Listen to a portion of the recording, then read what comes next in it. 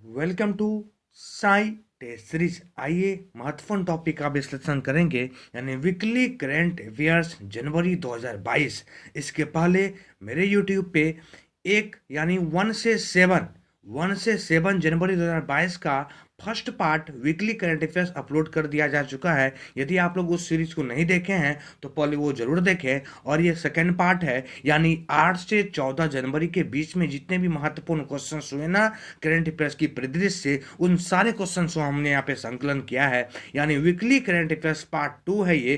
पहले इसके पहले 1 से 7 जनवरी का सारे एक यूट्यूब पे वीडियो अपलोड किया जा चुका है, और ये दूसरा वीडियो है जो काफ़ी महत्वपूर्ण होगा किसी भी एग्जाम के परिदृश्य से देखा जाए तो। ये काफ़ी महत्वपूर्ण यहाँ पे क्वेश्चन का संकलन किया गया है, जो 8 से 14 जनवरी के बीच के सारे क्वेश्चंस को यहाँ पे कलेक्ट किया गया है। आइए इन सभी क्वेश्चन को बारीकी से रिकॉल करेंगे और इन महत्वपूर्ण क्वेश्चन को एक एक क्वेश्चन को अच्छे से विश्लेषण करने का प्रयास करेंगे। सबसे पहले देखा जाए, क्वेश्चन नंबर 1 में ही पूछा गया है, हेनले पासपोर्ट इंडेक्स 2022।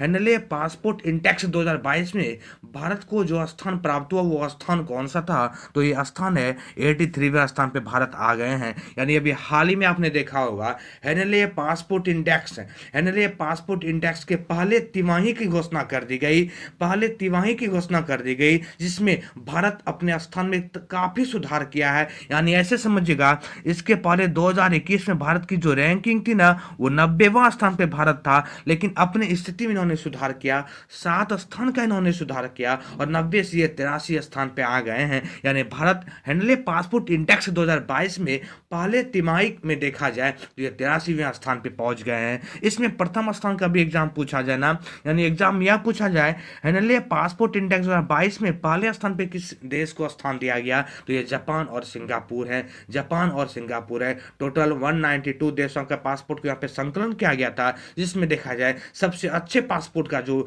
सबसे मजबूत पासपोर्ट का जो दर्जा दिया गया ना वो जापान और सिंगापुर को दिया गया, और सबसे खराब पासपोर्ट का जो दर्जा दिया गया ना वो अफगानिस्तान को दिया गया है। अब भारत की रैंक देखा जाए 83वें रैंक पे भारत का स्थान आ गया है। सो काफी महत्वपूर्ण क्वेश्चन थे। आइए सेकंड नंबर क्वेश्चन में चलते हैं। पूछा गया है, भारतीय अंतरिक्ष अनुसंधान संगठन, जिसको आप इसरो के नाम से जानते हैं, यानी इसरो के नए चीफ के रूप में किसी नियुक्ति कर दी गई, यानी इसरो के नए चीफ बन गए, जिसका नाम है एस सोमनाथ। एस सोमनाथ देखा जाए वर्तमान में, अब ये के सिवान सर जो है ना, यानी के सिवान सर के स्थान पे ये आ जाएंगे एस सोमनाथ सर। यानी इसकी नियुक्ति देखा जाए 12 जनवरी 2022 को ही केंद्र सरकार के द्वारा कर दिया गया था, लेकिन के सिवान जो सर अभी वर्तमान में इसरो के चीफ थे ना, उनका यानी उनका जो सेवानिवृत्ति हुआ वो कल ही हुआ था, यानी 14 जनवरी को। 14 जनवरी को वो अपने पोस्ट से सेवानिवृत्त हो गए। यानी आज से, यानी 15 जनवरी से ये एस सोमनाथ इसरो के चीफ के रूप में पूरी तरह से ये नियुक्त कर दिए गए हैं। इसकी नियुक्ति इसके पहले 2 दिन पहले कर दिया गया था, 12 जनवरी 2022 को ही केंद्र सरकार के द्वारा, लेकिन आज से ये कार्यभार संभाल लेंगे, जिसका नाम है एस सोमनाथ, जो इसरो के नए चीफ के रूप में कार्यभार संभाल लेंगे। ये के सिवान सर के स्थान पे इनका स्थान आ गया है। यानी इसरो के नए चीफ कौन हो गए, तो ये एस सोमनाथ हो गए हैं। आइए आगे क्वेश्चन में चलेंगे। महत्वपूर्ण क्वेश्चन से पूछा गया है, बोला गया है 3 नंबर में, टोक्यो ओलंपिक में कांस्य पदक विजय आपने नाम सुना होगा लवनी बोरगोहेन का। ये टोक्यो ओलंपिक में कांस्य पदक इन्होंने जीता था, और ये एक मुक्केबाज है। ये काफी महत्वपूर्ण होते हैं, कौन सा खिलाड़ी किस खेल से संबंधित है ना, अक्सर एग्जाम में पूछे जाते हैं। तो लवनी बोरगोहेन जो है ना, ये मुक्केबाज खेल से संबंधित है। ये इस बार टोक्यो ओलंपिक में कांस्य पदक जीती थी। तो क्वेश्चन से बोला गया है, इसको किस राज्य सरकार के द्वारा डीएसपी पोस्ट दिया गया, यानी इन्हें किस राज्य सरकार के द्वारा डीएसपी पोस्ट पे नियुक्त कर दिया गया ना, ये राज्य है असम। असम सरकार ने, यानी ऐसे समझिएगा, असम सरकार ने लवनी बोरगोहेन के सम्मान में, जो टोक्यो ओलंपिक में कांस्य पदक जीती थी ना, ये मुक्केबाज से संबंधित है, इनको सम्मानित करने के लिए देखा जाए इनके सम्मान में इन्हें डीएसपी पोस्ट पर नियुक्त कर दिया गया, जो असम सरकार के द्वारा किए गए हैं। लवनी बोरगोहेन काफी महत्वपूर्ण क्वेश्चन थे। आइए आगे चलेंगे। सुप्रीम कोर्ट ने प्रधानमंत्री की पंजाब में हुई सुरक्षा चूक के लिए पैनल का एक गठन किया है। इस पैनल के गठन के लिए बोला गया किसको अध्यक्ष नियुक्त किया गया ना, इंदु मल्होत्रा को किए गए हैं। इंदु मल्होत्रा को किया गया, काफी महत्वपूर्ण है। ये इंदु मल्होत्रा जो है ना, ये सुप्रीम कोर्ट की रिटायर्ड जज है। ये रिटायर्ड जज है इंदु मल्होत्रा। अभी हाल ही में आपने काफी न्यूज सुना होगा, प्रधानमंत्री जब पंजाब के दौरे पे थे ना, तो वहां पे इनके सुरक्षा में काफी व्यवधान आए थे। इन व्यवधान को देखते हुए सुप्रीम कोर्ट ने एक पैनल का गठन किया है इसकी जांच करने के लिए, और इस पैनल के जो अध्यक्ष बनाए गए हैं ना, उसको इंदु मल्होत्रा को बनाए गए हैं, जो एक रिटायर्ड जज हैं इंदु मल्होत्रा। आइए महत्वपूर्ण क्वेश्चन में आगे चलते हैं। पूछा गया आंध्र प्रदेश सरकार ने अब कर्मचारियों की रिटायरमेंट जो कर्मचारियों सरकारी कर्मचारियों का होता है ना, बोला गया है 60 साल से बढ़ाकर कितने साल कर दिए। यानी इसमें दो क्वेश्चन से छिपे हुए हैं। पहला क्वेश्चन सर, असम सरकार में जितने भी रिटायर्ड यानी सरकारी कर्मचारी होते थे उनका कार्यकाल 60 वर्षों का ही होता था सेवानिवृत्ति की ना, लेकिन अब 60 से 62 वर्ष कर दिया गया है। 60 से 62 वर्ष कर दिए गए। यानी ऐसे समझिएगा, आंध्र प्रदेश सरकार ने जितने भी कर्मचारी है इनका आयु जो है सेवानिवृत्ति की आयु रिटायरमेंट आयु की देखा जाए 60 वर्ष से बढ़ाकर 62 वर्ष कर दिया। और एक बात इसमें याद रखिएगा, इन सभी कर्मचारियों का पेमेंट में भी काफी बढ़ोतरी कर दी गई। यानी इसके पेमेंट में देखा जाए लगभग 23% इनके पेमेंट को बढ़ा दिया गया। यानी ऐसे समझिएगा, आंध्र प्रदेश सरकार ने अपने कर्मचारियों के वेतन में भी काफी बढ़ोतरी किया है, और अब इसके कर्मचारियों जितने भी कर्मचारी है ना, उसके वेतन में 23% का इजाफा कर दिया, और इनकी आयु भी सेवानिवृत्ति की 60 साल से बढ़ाकर 62 वर्ष कर दिया है। ये जो सरकार है ना, ये आंध्र प्रदेश सरकार है, आंध्र प्रदेश। आइए आगे क्वेश्चन में चलेंगे। पूछा गया है, हाल ही में भारतीय रेलवे ने यात्रियों के खोए हुए सामान ट्रैक करने के लिए जिस मिशन को लॉन्च किया उसका नाम क्या है? तो इसका नाम है मिशन अमानत को अभी हाल ही में लॉन्च किया गया है। ये काफी महत्वपूर्ण ये मिशन है। लेकिन देखा जाए पश्चिमी रेलवे के द्वारा यह मिशन अमानत को लॉन्च किया गया है। इसमें ऐसे समझिएगा, आप देखते होंगे ट्रेन में कभी कभी सामान जो है ना छूट जाते हैं या सामान खो जाते हैं, छूट जाते हैं या सामान खो जाते हैं ना, तो इस मिशन अमानत है ना, एक टीम बनेंगे आरपीएफ का, ये सामान छूट जाते ट्रैक पे या कहीं भी सामान छूट जाता ना, तो ये मिशन अमानत के तहत वही आरपीएफ की जो टीम बनेंगे ना, वो इसकी खोज करेंगे, और जिनका भी सामान हो उन्हें सुरक्षित रूप से उन व्यक्तियों को पहुंचा दिया जाएगा। तो मिशन अमानत याद रखेगा, ये भारतीय रेलवे के द्वारा अभी हाल ही में स्टार्ट किए गए हैं। आइए 7 नंबर क्वेश्चन में चलेंगे। पूछा गया है, अंतर्राष्ट्रीय मुद्रा कोष के बारे में बोला गया है अंतर्राष्ट्रीय मुद्रा कोष, जिसको आप शॉर्ट में आईएमएफ के नाम से जानते हैं, बोला गया है हाल ही में एक नए अर्थशास्त्री की नियुक्ति कर दी गई। काफी महत्वपूर्ण क्वेश्चन है। यानी ऐसे समझिएगा, अंतर्राष्ट्रीय मुद्रा कोष के नए अर्थशास्त्री के रूप में किसकी नियुक्ति कर दी गई ना, तो ये नियुक्ति किए गए पियरे ओलिवियर गेरिचक्स। ये काफी महत्वपूर्ण नाम हो गए, जिसको अभी हाल ही में आईएमएफ के अर्थशास्त्री के रूप में नियुक्त कर दिया गया। इसके पहले एक हाईलाइटेड नाम आपको पता होगा, गीता गोपीनाथ का आपने नाम सुना होगा। गीता गोपीनाथ जो भारतीय मूल की थी ना,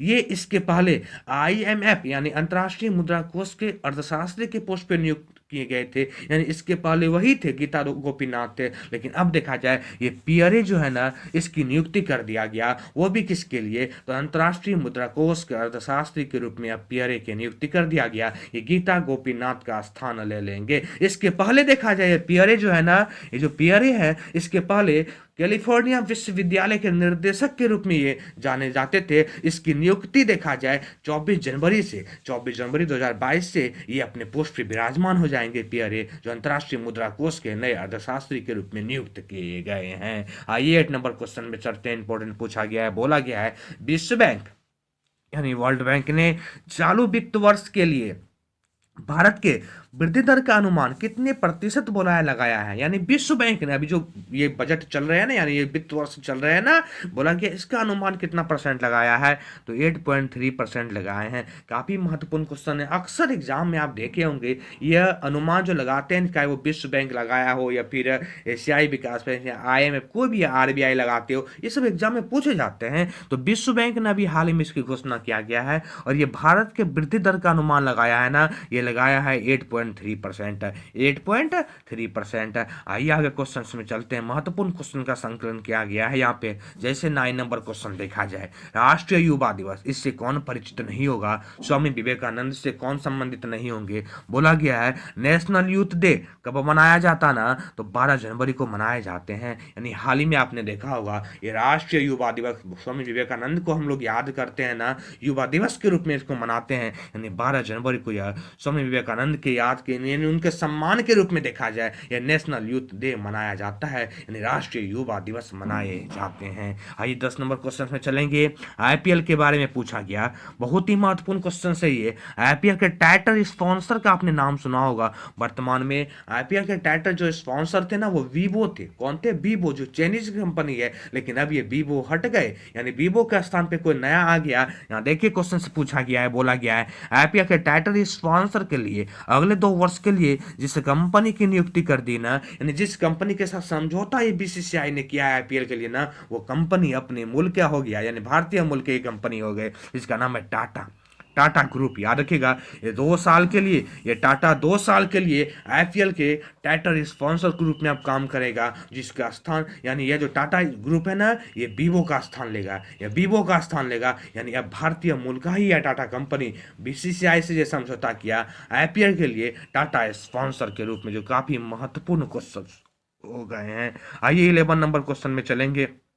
इंपॉर्टेंट पूछा गया है, बोला गया है यूनेस्को ने भारतीय धरोहर का विवरण, काफी महत्वपूर्ण है, यूनेस्को ने भारतीय धरोहर का विवरण जिस भाषा में छापने की सहमति दिया ना, वो भाषा क्या है? हिंदी। अभी आप देखे होंगे विश्व हिंदी दिवस मनाया गया 10 जनवरी को ना, यानी यूनेस्को ने हिंदी को सम्मान देने के लिए, यूनेस्को ने हिंदी को बढ़ावा देने के लिए, यूनेस्को ने हिंदी को आगे बढ़ाने के लिए देखा जाए, बोला गया कि धरोहर का जो विवरण करेगा ना, जितने भी धरोहर है इसके बारे में जो छपेगा, यानी जितने भी बातें आएंगे ना, वो अब हिंदी भाषा में भी छपेगा। यानी हिंदी को एक सम्मान दिया जा रहा है, वो भी यूनेस्को के द्वारा। अभी आपने देखा होगा अभी विश्व हिंदी दिवस मनाए गए थे, विश्व हिंदी दिवस 10 जनवरी को मनाए गए थे, जो काफी महत्वपूर्ण हो जाते हैं। तो याद रखिएगा यूनेस्को ने इसकी मान्यता दे दिया, यानी अब यूनेस्को की धरोहर का जो विवरण जिस भाषा में सहमति बने छपने का ना, वो हिंदी भाषा में बना है, वो हिंदी भाषा। आइए आगे महत्वपूर्ण क्वेश्चन में चलते हैं। पूछा गया भारत सरकार ने हाल ही में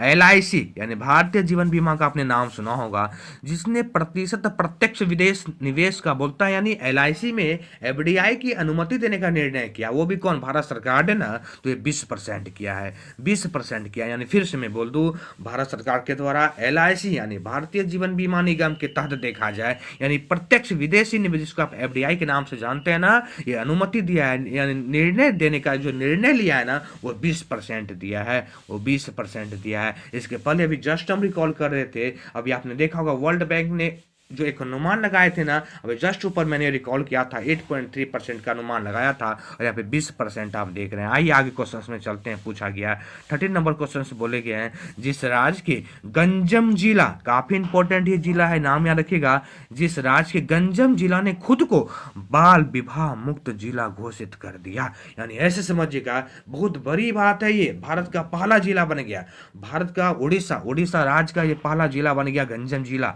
याद रखिएगा, भारत का उड़ीसा यानी उड़ीसा के गंजम जिला भारत का पहला ऐसा जिला बन गया जो बाल विवाह मुक्त जिला घोषित कर दिया अपने आप को। यानी इस क्वेश्चन में ऐसे समझिएगा, यहाँ पे ऐसे होते थे, यानी बाल विवाह यानी 18 वर्ष के कम उम्र की बालिकाओं का बहुत ज्यादा शादी करा दिया जाता था, यानी इसको मुक्त बना दिया। कौन जी? तो ये गंजम जिला बना दिए। ये कहाँ के हैं? तो ये उड़ीसा के हैं। याद रखिएगा, उड़ीसा का गंजम जिला ये भारत का पहला जिला बन गया जो बाल विवाह मुक्त जिला घोषित कर दिया गया। काफी महत्वपूर्ण क्वेश्चन हो जाते हैं ये। आइए आगे क्वेश्चन में चलेंगे। पूछा गया है एलएलसी, जिसको आप शॉर्ट में एलएलसी बोलते हैं ना, इसका फुल फॉर्म होता है लीजेंड्स लीड क्रिकेट। काफी महत्वपूर्ण है। बोला गया है जिस महिला क्रिकेटर को ऑल विमेन मैच अधिकारिता टीम का एम्बेसडर नियुक्त किया, यानी एलएलसी ने एक महिला क्रिकेटर जिसका नाम है झूलन गोस्वामी को देखा जाए क्रिकेट का, यानी महिला क्रिकेटर ये झूलन गोस्वामी ना, इसके ऑल विमेन मैच का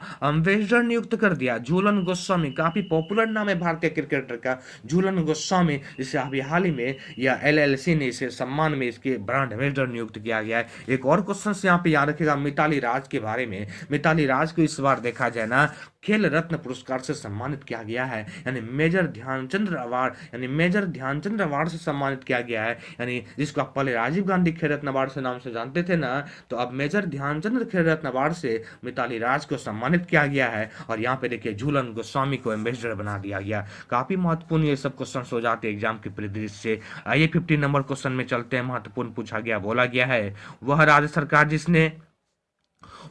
सरकार जिसने कोविड-19 गाइडलाइंस के तहत जल्लीकट्टू का आपने नाम सुना होगा, जल्लीकट्टू का आपने नाम सुना होगा, बोला गया आयोजन को मंजूरी दे दिया ना, ये तमिलनाडु सरकार है। तमिलनाडु, यानी जल्लीकट्टू जो होते हैं ना, ये पोंगल पोंगल एक पर्व है जी, ये पोंगल एक पर्व है जो देखे होंगे तमिलनाडु के आसपास से मनाए जाते हैं ना, वो जल्लीकट्टू के आयोजन के लिए मंजूरी जो दिया है ना, पोंगल से संबंधित है।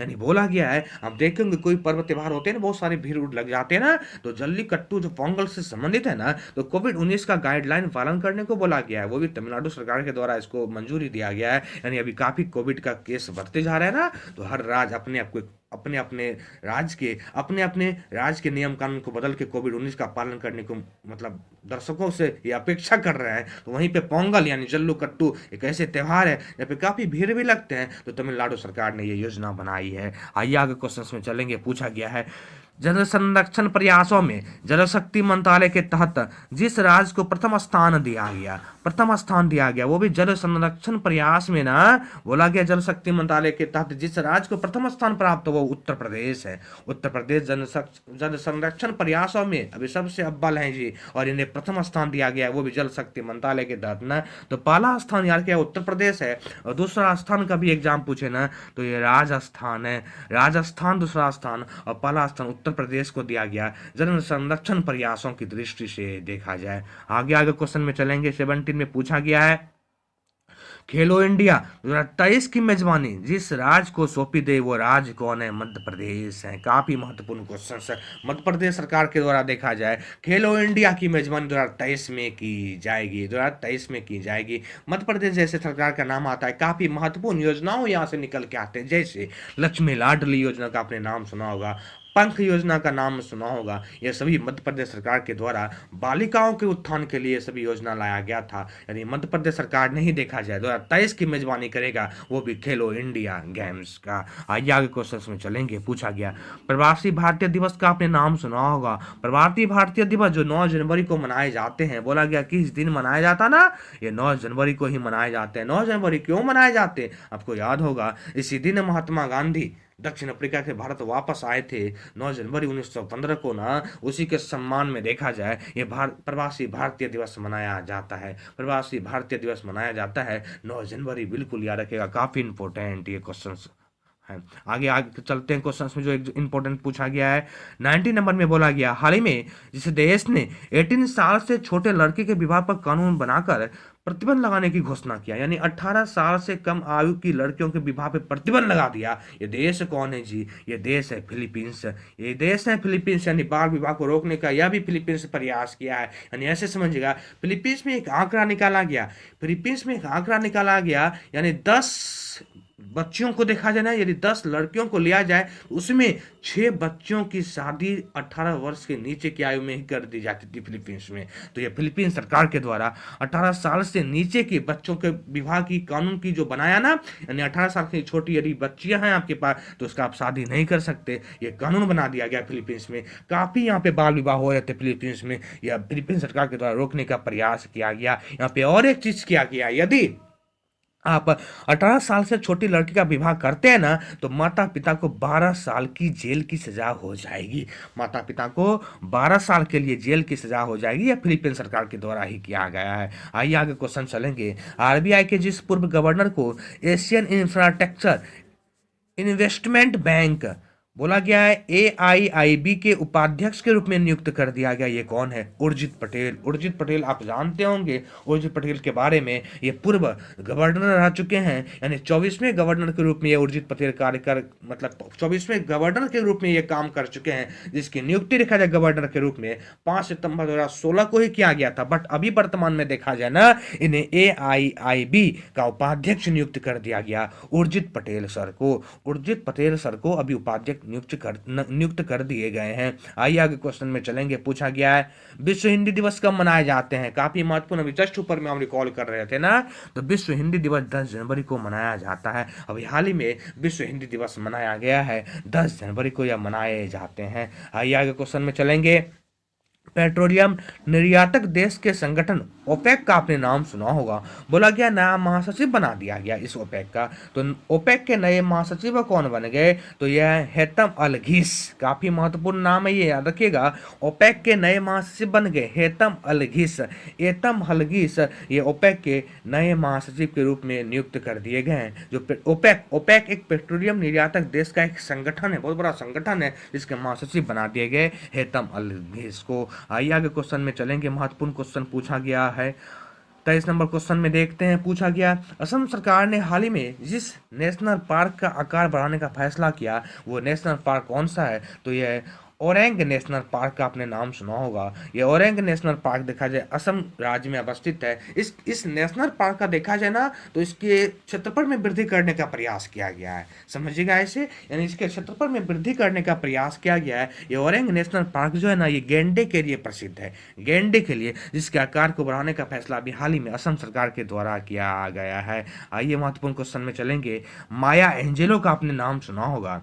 माया एंजेलो जिस देश के सिक्के पर दिखाई जाने वाली पहली अश्वेत महिला बन गई, ये यूएसए है जी। यानी माया एंजेलो के सम्मान में, ये माया एंजेलो जो थी ना, ये अश्वेत महिला थी। इस महिला को सम्मान देने के लिए यूएसए ने देखा जाए ना एक सिक्का जारी किया, जिसके ऊपर इसके तस्वीर को छापा है जी। ये है यूएसए अमेरिका, यानी माया एंजेलो अपना नाम याद रखेगा। ये पहली अश्वेत महिला थी, पहली अश्वेत महिला बन गई, पहली अश्वेत महिला थी नहीं, पहली अश्वेत महिला बन गई यूएसए में, जो सिक्कों पर दर्शाया गया है। यानी सिक्कों पे इसके चरित्र, यानी इसको मतलब इसके चित्र को दर्शाया गया है माया एंजेलो को। आइए इस सीरीज के लास्ट क्वेश्चन को रिकॉल करते हैं, यानी 25 नंबर क्वेश्चन में चलते हैं। पूछा गया हाल ही में जिस देश ने भारत के साथ दुनिया के सबसे तेज supersonic anti ship cruise missile BrahMos, पूछा गया ना, ब्रह्मोस का खरीद को मंजूरी दिया ना, यह देश कौन सा है? फिलीपींस है। यानी ऐसे समझिएगा, ये ब्रह्मोस जैसे नाम आता है ना, काफी तीव्र गति से चलने वाला ये मिसाइल है, हवा से भी 3 गुना फास्ट चलता है ये ब्रह्मोस मिसाइल। तो अभी भारत और फिलीपींस में एक समझौता के तहत देखा जाए खरीद बिक्री को यह मंजूरी दिया गया है ब्रह्मोस मिसाइल को, जिसमें लगभग देखा जाए ना 38 लाख करोड़ डॉलर का इसमें देखा जाए भारत और फिलीपींस में, इस दोनों के बीच में यह मंजूरी हुआ है। यानी ब्रह्मोस मिसाइल के लिए ये फिलीपींस है, ये भारत और फिलीपींस है। तो आज ये वीकली करंट अफेयर्स के पार्ट 2 यानी 8 से 14 जनवरी के बीच का क्वेश्चन का संकलन इसमें किया गया था, और काफी महत्वपूर्ण क्वेश्चन का हमने यहाँ पे संकलन किया था, जो एग्जाम किसी भी एग्जाम के परिदृश्य से देखा जाए काफी इंपॉर्टेंट क्वेश्चन हो जाएंगे। तो इसके पहले एक और सीरीज डाला गया है यूट्यूब पे, वो देख लें आप लोग। 1 से 7 जनवरी का जो पहला पार्ट था वीकली करंट अफेयर्स का, ये दूसरा पार्ट है जनवरी मंथ का। तो ये 8 से 14 जनवरी का ये करंट अफेयर्स का पूरा संकलन किया गया था, जो काफी महत्वपूर्ण था। मुझे विश्वास है आपको ये वीडियो पसंद आए होंगे। यदि आपको ये पसंद हो तो आप इन्हें लाइक करें, शेयर करें एंड सब्सक्राइब भी करें। Thank you. फिर मिलते हैं किसी नेक्स्ट करंट के सीरीज में। Thank you, bye bye.